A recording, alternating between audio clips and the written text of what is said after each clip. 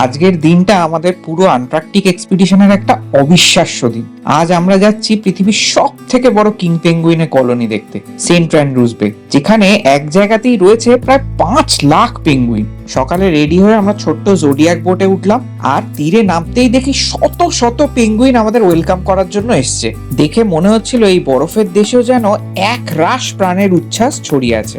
আজ একটু হাইক করতে হবে আমরা জানতাম, কেননা উপরে উঠলেই দেখা যাবে পুরো কলোনিটা। পথে আমাদের দুটো নদী পার হতে হলো, সেটাও কিন্তু বেশ অ্যাডভেঞ্চারাস ছিল।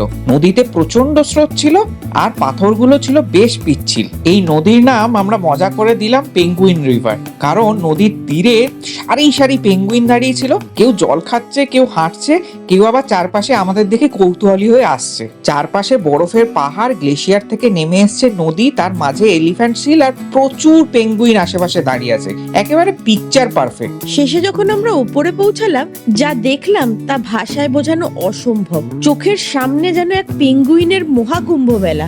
সামনে, পিছনে, ডান দিকে, বাঁয়ে, যেদিকেই তাকাই শুধুই পেঙ্গুইন, শুধুই পেঙ্গুইন। জীবনে হয়তো একসাথে এত মানুষ দেখিনি এক জায়গায় যত আজ পেঙ্গুইন দেখলাম। আমি কিছুক্ষণের জন্য নিঃশব্দ হয়ে গেছিলাম। মনে হচ্ছিল প্রকৃতির এই দৃশ্যটা কোনো স্বপ্ন নয়, এটা ঈশ্বরের আঁকা এক শিল্প। 5 লাখ পেঙ্গুইন দেখবো জানা আর সামনে থেকে দেখা, দুটোর মধ্যে আকাশ পাতাল তফাৎ। নিজের চোখে বিশ্বাস করা যাচ্ছিল না। মনে হচ্ছিল যেন পুরো পৃথিবীটা সাদা কালো পোশাকে সাজানো। শব্দ, গন্ধ, আওয়াজ সবকিছু মিলে এক অদ্ভুত অনুভূতি। মনে হচ্ছিল আমি যেন কোনো স্বপ্নের মধ্যে আছি, যেখানে মানুষ নয়, পেঙ্গুইনই পৃথিবীর রাজা। ছোট ছোট বাদামি রঙের চিজগুলো যখন একসাথে দাঁড়িয়ে ছিল, দূর থেকে দেখে ঠিক মনে হচ্ছিল যেন একটা বাদামি রঙের নদী, আর কিছু কিছু আবার ছোট জলের আশেপাশে গিয়ে জড়ো হয়েছে। তাদের এই কিউট ফেস গুলো কিন্তু এখনো চোখে লেগে রয়েছে। আর ফেরার পথে দেখি কিছু এলিফ্যান্ট সিল লড়াই করছে, কিছুক্ষণ চেঁচামেচি, তারপর আবার বিশ্রাম। যারা জলে যেতে পারছে না যেহেতু মোল্টিং এর জন্য, তারা একে অপরের সাথে শুয়ে নিজেদের উষ্ণতা নিচ্ছে।